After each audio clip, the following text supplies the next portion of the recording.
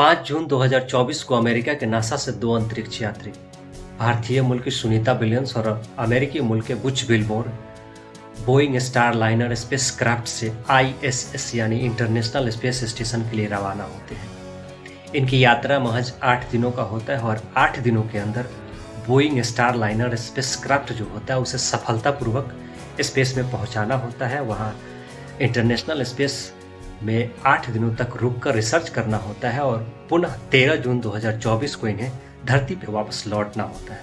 लेकिन ऐसा हो नहीं पाता है। जो स्टारलाइनर का जो स्पेस क्राफ्ट होता है उसमें कुछ खराबियाँ आ जाती है, तकनीकी खराबियाँ, और उस तकनीकी खराबियों के कारण इन्हें वहाँ रुकना पड़ जाता है और धीरे धीरे इनकी जो रुकने की जो तय सीमा थी वो बढ़ते जाती है और इस तरह ये लोग 9 महीने तकरीबन 14 दिन अंतरिक्ष में रुक जाते हैं।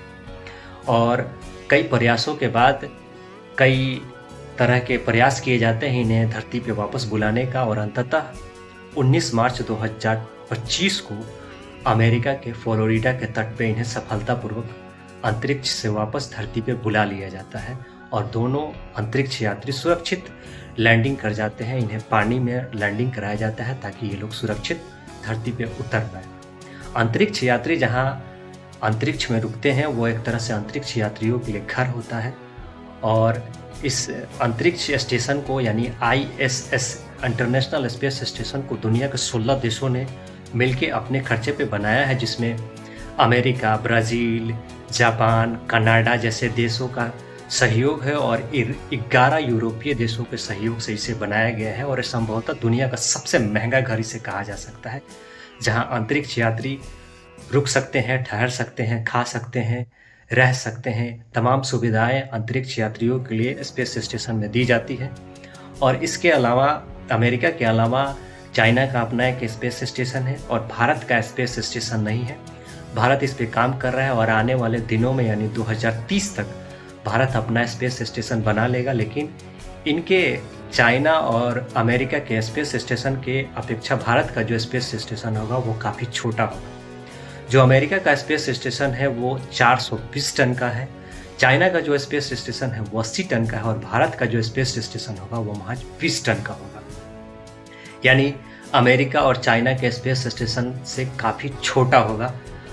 अमेरिका का जो स्पेस स्टेशन है वो एक फुटबॉल के आकार का है, यानी बहुत बड़ा उसका स्पेस स्टेशन है, और चाइना का जो स्पेस स्टेशन है उसके अपेक्षा काफ़ी छोटा है। और भारत का जो स्पेस स्टेशन होगा वो इन दोनों के अपेक्षा काफ़ी छोटा होगा, जिसमें सिर्फ 4 से 5 लोग महज 20 दिनों के लिए रुक सकते हैं। जैसे अमेरिका के स्पेस स्टेशन में सुनीता विलियम्स और बुच विल्मोर 9 महीने तक रुक सके थे, भारत के स्पेस स्टेशन में ऐसा नहीं होगा। भारत का स्पेस स्टेशन बहुत छोटा होगा। और भारत की ओर से जो पहली बार अंतरिक्ष यात्री अंतरिक्ष में गए थे वो राकेश शर्मा थे और सुनीता विलियम्स और कल्पना चावला भारतीय मूल की थी, लेकिन इनको अमेरिका का नागरिकता मिला हुआ था और ये अमेरिका का नासा का प्रतिनिधित्व करते हुए स्पेस में गई थी। इसलिए आधिकारिक तौर पे ये नहीं कहा जाता है कि ये भारतीय अंतरिक्ष यात्री थी, बल्कि ये भारतीय मूल की थी लेकिन अमेरिकी अंतरिक्ष यात्री थी ये दोनों। हालांकि कल्पना चावला का अंतरिक्ष के दौरान ही प्लेन क्रैश से उनकी मृत्यु हो गई। सुनीता विलियम्स है वो फिलहाल अंतरिक्ष से वापस आई है। अंतरिक्ष में रुकना इतना आसान नहीं होता। वहाँ अंतरिक्ष यात्रियों के लिए काफ़ी कठिनाइयों का सामना करना पड़ता है। वहाँ खाने पीने के चीज़ जो होते हैं वो पृथ्वी से वहाँ भेजे जाते हैं और वहाँ पैकेजिंग का सामान खाया जाता है ज़्यादातर, और उससे वहाँ गर्म करके यहाँ से बना करके वहाँ भेजा जाता है। उससे गर्म करके ये लोग सिर्फ वहाँ खाते हैं।